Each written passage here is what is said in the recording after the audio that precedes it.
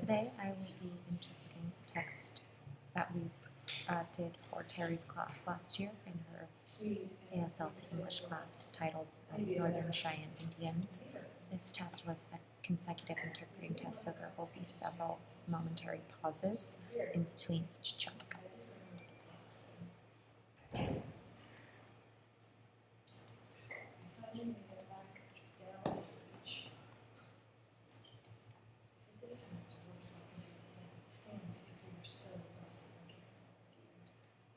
I'd like to share an experience with you that I had with Native American peoples.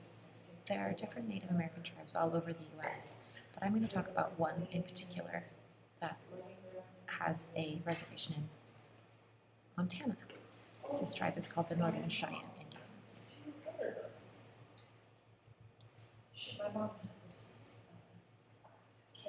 I visited the Northern Cheyenne tribe last summer for about 5 days in late June. Currently, I was a doctorate student at a university in Ohio. I was taking PhD courses at the time.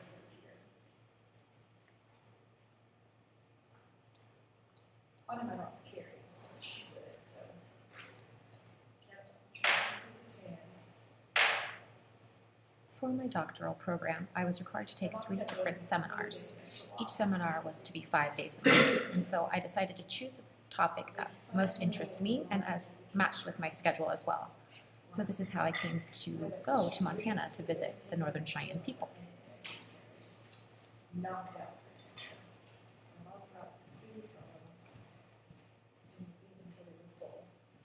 When I arrived to Montana, I was shocked to see how large the land was over there and how plentiful everything was. The Northern Cheyenne people had about 144,000 acres of land for them. All of us were sick. We decided to take a cold one and give ourselves a So I went for 5 days and I was really shocked to see the similarities between the Northern Cheyenne peoples and deaf community. It was very interesting to me. And one day in particular, we had a panel with several different Native peoples who chatted about their experiences growing up on the reservation.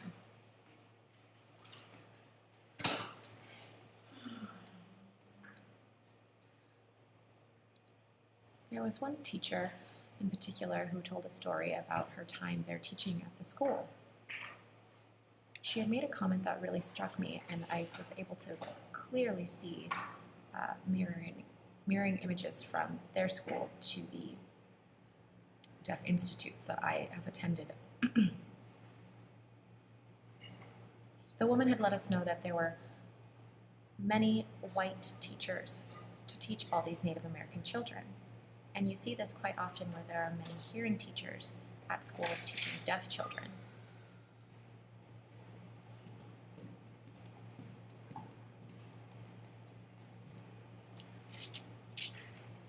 Another person on the panel was explaining an experience he had when he was a young child at school. One day he had entered school with his hair braided, and the teacher there had made him cut his braids. He felt like he lost his identity and that the teachers were taking that away from him. Again, this mirrors my experience growing up in the deaf institutes, where teachers would often discourage children from signing at school.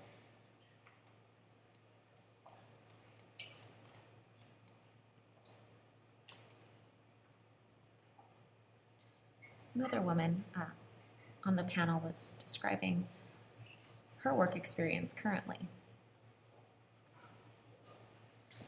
She was explaining about the culture of the school and how they ideally want things to be bicultural and bilingual, but unfortunately that's not the case.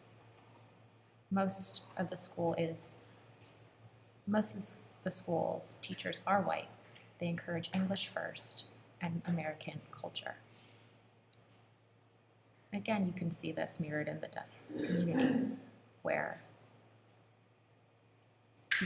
deaf individuals are encouraged to fit into the mainstream society and hearing culture.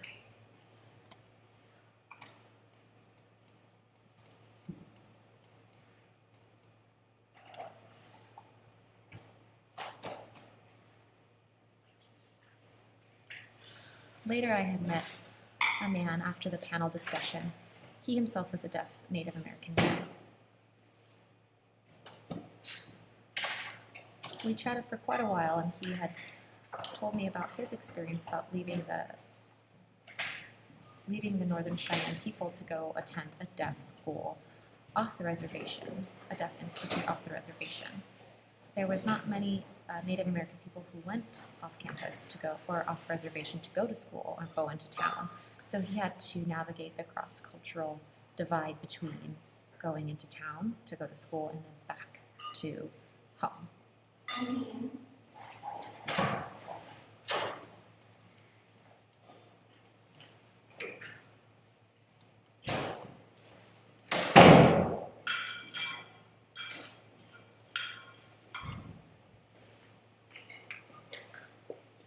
That man's experience mirrors one of my friend's experiences.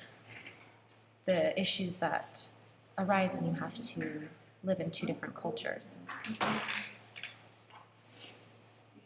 Later, I went to a powwow, which is a special celebration that the Native American people celebrate, and I was able to attend and see their traditional outfits and had members from the Northern Cheyenne peoples of all ages.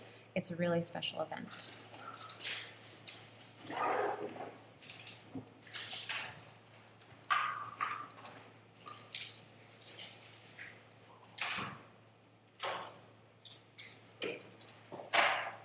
The powwow had 3 interpreters, and we're all taking turns describing the songs, dance, and stories of the powwow. I found it quite interesting that when Native American people introduced themselves to each other, they really gave full information about their names, where they're from, and a lot of background information. It's very similar to what the deaf community does when they introduce themselves to one another. They'll give a background of their full name, which schools they went to in the area.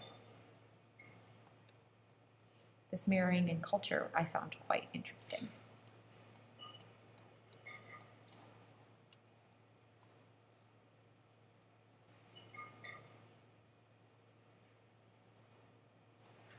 The Northern Cheyenne peoples really cherish their culture.